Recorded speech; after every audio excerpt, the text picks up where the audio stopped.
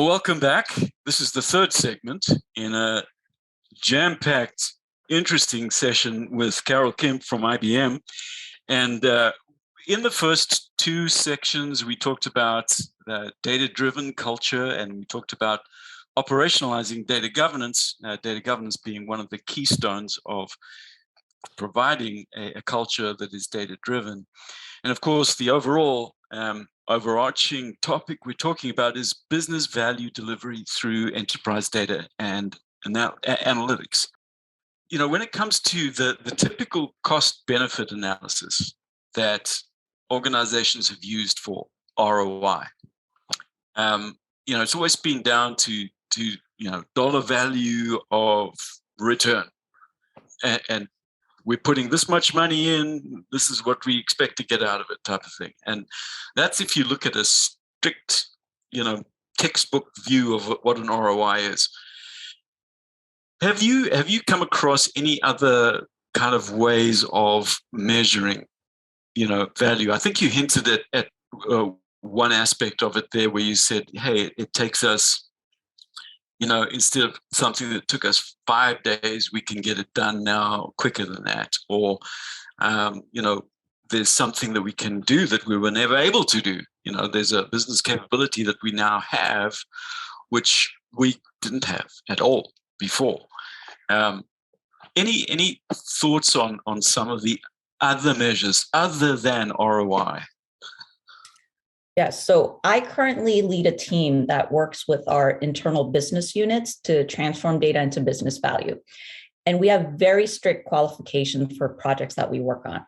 And it needs to align to our corporate purpose, mission, strategy, and initiatives. So IBM's strategy is hybrid cloud and AI.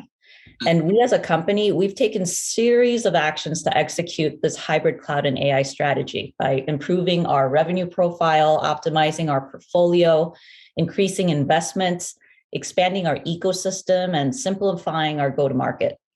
And we also have revenue and free cash flow commitments to our shareholders. So you can imagine all the data work that needs to happen behind the scenes to enable and support all these initiatives. So if a project doesn't meet those qualifications, it's either put in the queue or it's simply a no. And once a project is qualified, we build a business case for it. And the business case will be different for each and every project. And the details around each MVP within the project will vary. And the business case will include metrics that we want to be measured on. For example, will this generate revenue opportunities? Will it improve our cash flow? Will it reduce our expense? Will it improve our resource utilization? Will it reduce legal or regulatory issues? And like you mentioned, will it help reduce cycle time? Will it optimize performance? Will it give us speed to insight? Those are some of the examples that I can think of off the top of my head. And we also put in the timeline for the MVPs and the anticipated ROI. And like you said, which is, gain from investment minus cost of investment divided by the cost of investment. But yeah, I like to use the 3 criterias with my team.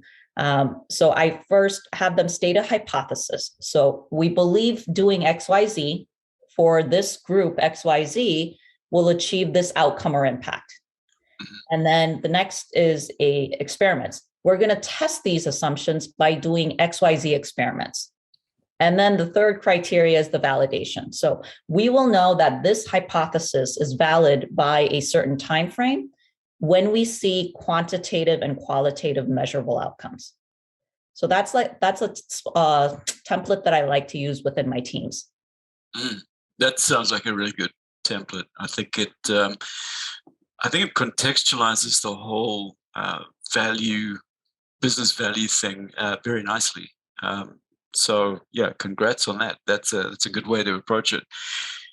As we kind of draw to the close on this segment as well, and on this overall topic of business value delivery through enterprise data and analytics, I think you've given us some really good ideas and concepts to kind of chew over, in terms of how to get to that data-driven culture and how to operationalize, some of the cornerstones of the whole effort around data governance.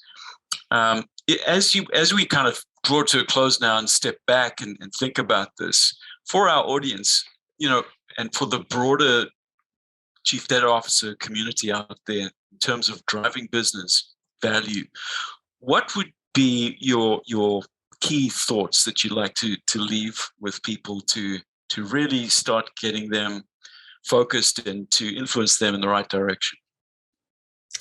I have 3 suggestions. So first one is be crystal clear about your data and AI strategy. You need to make sure that your organization are all implementing a common direction for an effective data and AI strategy and going in the same direction. And if you can, invest in education and training for your employees. There should be no confusion about the technology, the capability, or the implications. And it's all about data, right? Make sure your data is good, it's clean, it's secure, it's accessible. Because if you feed AI any inaccurate or insufficient data, it will deliver misleading results that's going to undermine your initiative's integrity and reliability. So just elevate clean data as one of your key imperatives to help your data and AI strategy and vision stay on track.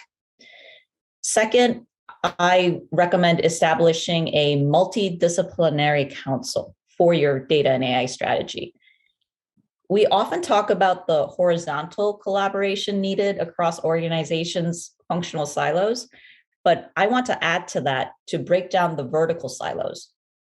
So with layers of leadership between data and AI practitioners who are actually executing, and then the executives who are setting the data strategy at the top, the breakdown of that silo will enable an open debate on how to decide on what technology, process, capabilities, implications, and deliver on it together.